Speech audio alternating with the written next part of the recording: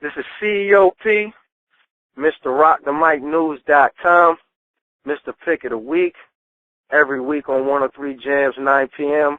with your boy DJ Jacket Spade, and this is the Hot Topic Phoneaview.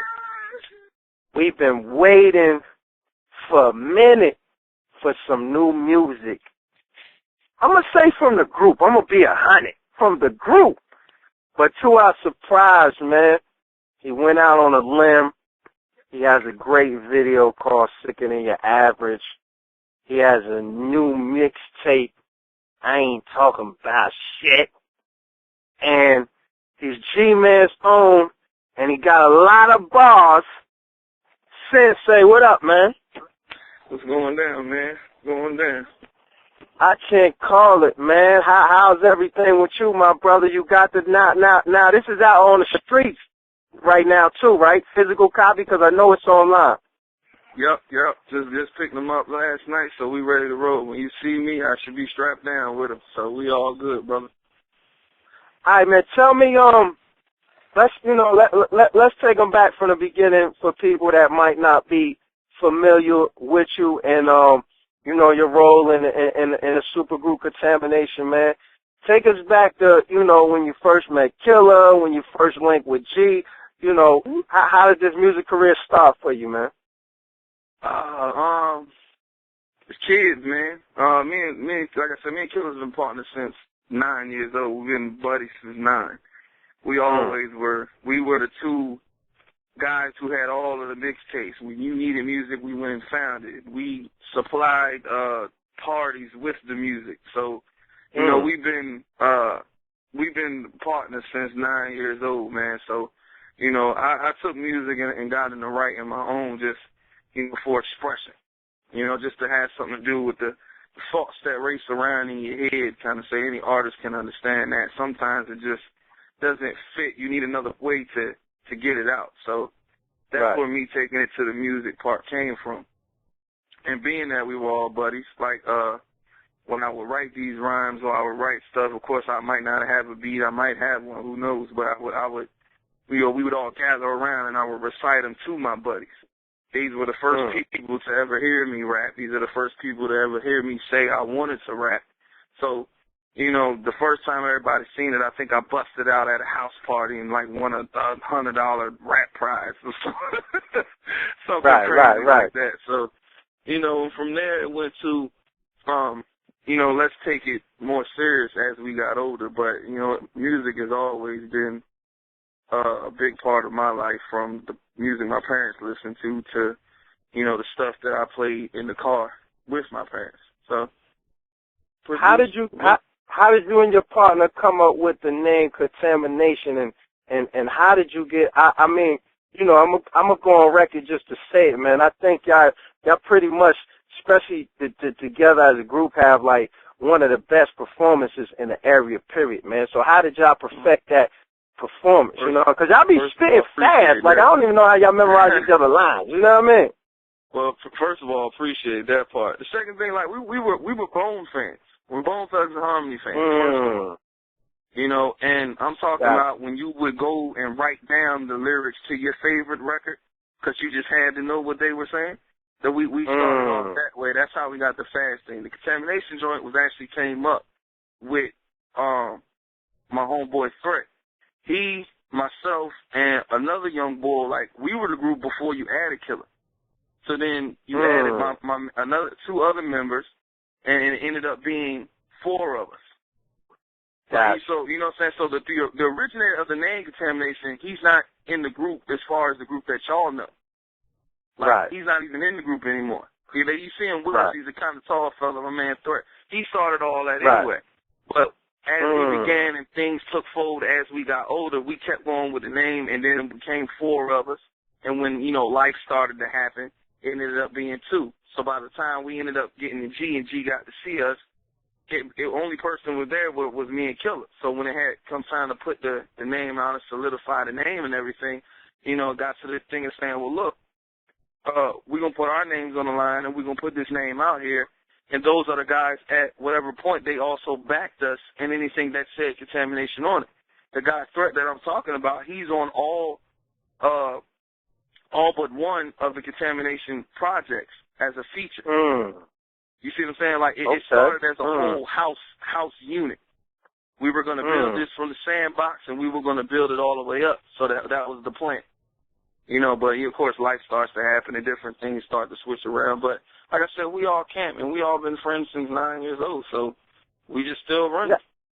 Now tell me about your first meeting with Gman, man, and why how that talk was with Killer One. Cause he told me his interview took kind of long for y'all to sign. Like y'all really thought about that thing, like, you know what I mean? Well, I mean, it's first of all, it's a dirty game, and you know, they tell you all the time the business so saturates the talent in general anyway.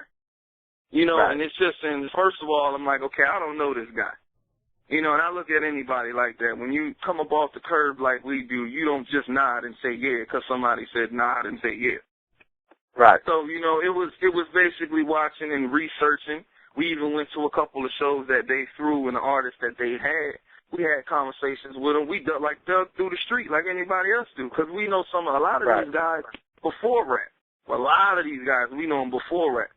So we dig and we find out information, and then, you know, the return story is that he's a stand-up guy. He's a professional dude. Right. He keeps well with his business. And then the conversation with me and KR was like, look, man, do you feel like we can take this to another level? Do you feel like we're actually that good? Because there's a difference between your homeboy sitting in a living room and people in the venue having to watch it. So, you know, that conversation took place, and he said, man, you know, ain't nothing, you can just try it. Ain't nothing else to it. Let's try it. The worst thing that can happen is what? We're going to have to get up and go have a 9 to 5? Right, absolutely. I mean, then it started from right there, and we just took it and ran with it as far as we possibly can. Let's take it back to the golden years, man. I believe I'm saying this right. Correct me if I'm wrong. I remember a year. I want to say this probably is your second mixtape. And the intro was very controversial, right? And you said something about a Blinsville award. And then you took it the very same year. Talk about that. Talk about that record, man, how y'all was feeling, and then how it felt to actually, you know what I mean, earn that award, because that was a hot mixtape. I mean, it's with anything that people notice with hip-hop's always been a competition. Every facet of hip-hop is a competition. So when you're the guy and you feel like, well, I'm just as talented as those people, you know, you're sitting in the back and you're watching. And if you feel like, okay, these people I don't really think they can touch me, then I think I should be standing right there. So then that says, okay, well, what are we missing? Let's work harder. You know, so that came about as to the track, and if I recall correctly, the track you're talking about, like, it mentioned everything we had done up until that point. Absolutely. You know, whether it would be feature, shows, recognition for whatever it is that we've done. So then our reply was, okay, now with all that detail that y'all have, why aren't we where we think we should be as far as when it comes time to mentioning these guys? So okay, so we're going to talk about it. So for anybody that, if you just caught us that year, or if you just caught wind of us at that moment, that's like a resume on record. So, okay, now these guys are big hitters, right? And we're standing next to these guys. And these guys also know that we're also big time. We also have the respect from the guys that y'all think are big time. So, okay, now why aren't we considered big time then? So that pushed the envelope for me. But like I said, it's a competition. Because, like, you know what I'm saying? And once you know, that's like when Jordan walks up to LeBron and shakes his hands and say, great game, my man. Like, okay, LeBron going to feel like, I'm good. Because one of the best players of all time just told me I'm good. So, you know, that's where we were at with ours. Like, okay, well, we're going to outwork them. We're going to outwork them. We're going to out-record them. We're going to outperform them. Like, I'm a perfectionist. I pick at everything that I do. I am my worst critic. I don't think there's anything anybody outside of myself can say bad about me that I probably haven't said about myself. So we performance-wise, we would watch old tapes. We would watch the performance from the night before. and say, okay, you passed that mic wrong. You missed a word. You stepped wrong. I should have backed you up. You know, like we watch, and we would literally get together after the show the next day. Everybody get rid of their hangovers or whatever else they were doing.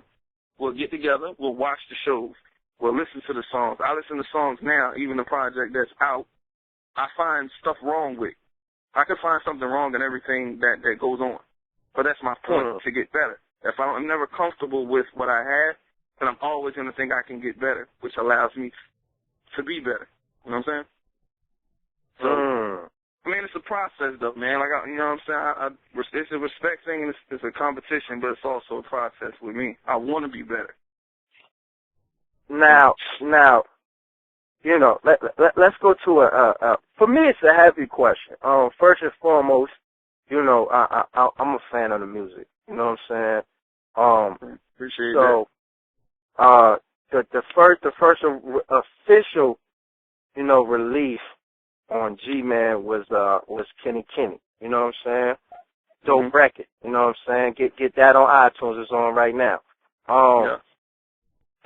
But for me, as the fan, and you know, I had discussions with G. I guess, you know, it's a two-part question because I was looking for a Contamination project after that, and then you guys dropped I think it's the single, right? About My Business. Right. Then you dropped that, and then after that, I really didn't hear much, and then now we have the solo project. So what I'm asking you is, what was there an album? Basically, what happened with Contamination, and then was there an album planned, and then what brought upon the solo career?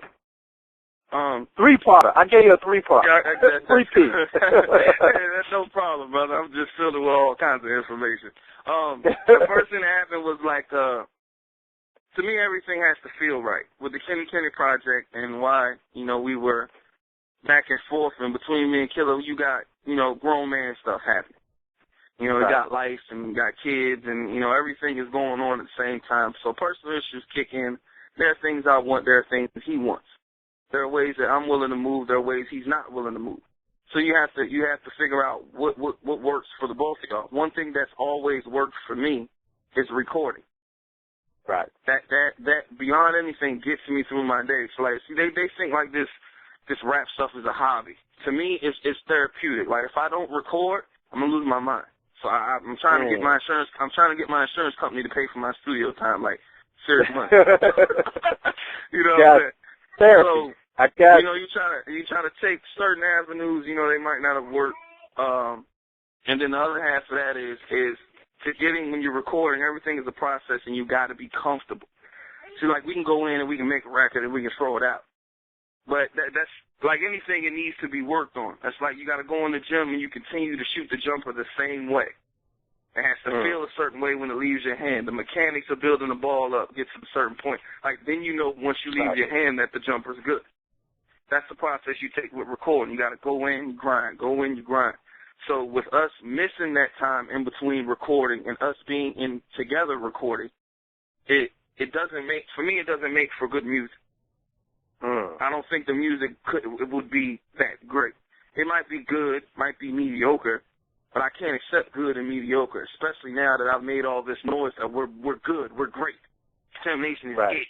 So I made all that noise, and we've built this whole reputation. And G tell you yourself, he's not going to allow us to give you mediocre. That's just not going to work. So if it sounds that way when you're recording, somebody's going to hear it, and it's not going to be good. It's going to take away from your name. So the whole process in general has just become, you know, me and K.I. not seeing eye to eye on exactly the process of recording and being around. So when he's not there, I took it upon myself to say, if you're not here, I'm not going to worry about Contamination Records. I'll do Contamination Records when Contamination's in here. Right. Because I think that's the best policy. We build and bounce off of each other. We feed off each other. Because even with me and him in the group, it's a competition. I got to be prepared because this guy's going to come up with something. You know, and the thing, if anybody's been in the group, then you know that all of y'all are individuals first thing.